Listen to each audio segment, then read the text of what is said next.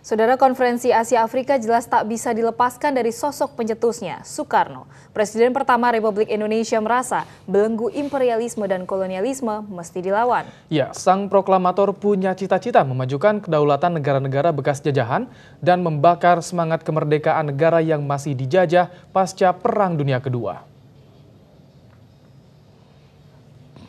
Soekarno, Presiden pertama Republik Indonesia, merasa begitu gerah dengan imperialisme dan kolonialisme negara-negara di benua Asia dan Afrika selepas Perang Dunia Kedua.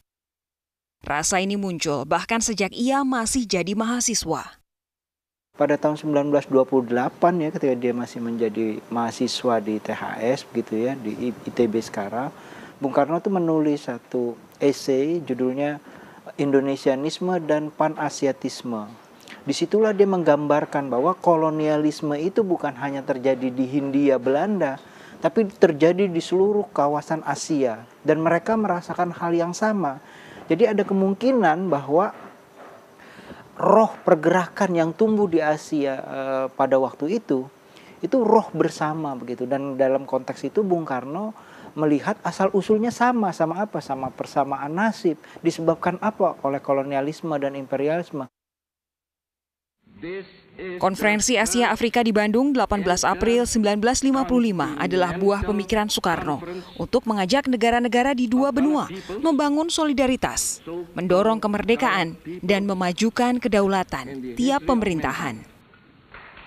Sangat besar sekali konferensi itu efeknya. Selesai konferensi itu yang tidak pernah terbayangkan ya, kalau tidak ada konferensi itu 79 negara merdeka. Setelah konferensi itu. Dan idenya itu adalah ideologi yang dibakar oleh Bung Karno melalui konferensi Asia Afrika. In spite of diversity that exists among its participants, let this conference be a great success. Semua ada kekuatan besar yang menggerakkan sehingga melahirkan apa yang kemudian disebut sebagai ideologi pembebasan dunia ketiga.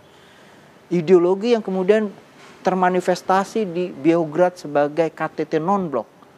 Kita tidak memihak karena kita punya sikap sendiri. Tak bisa dimungkiri, tahun 1955 Indonesia jadi pelopor negara-negara bekas jajahan atau yang masih dijajah untuk berani mengambil sikap sendiri. Yang diajarkan oleh Bung Karno itu optimisme. Optimisme itu etika. Kita tahu sejarah konferensi Asia Afrika itu mustahil bisa dilakukan, tapi akhirnya bisa dilakukan dan menggerakkan sejarah, merubah peta dunia. Dan saya pikir kita durhaka kalau kita tidak terinspirasi. Kita tidak punya optimisme ketika kita memperingati 60 tahun konferensi Asia Afrika. Api semangat Soekarno tentu harus terus dikobarkan ketika peringatan besar-besaran 60 tahun KAA digelar negara pencetusnya. Tim Liputan, Kompas TV.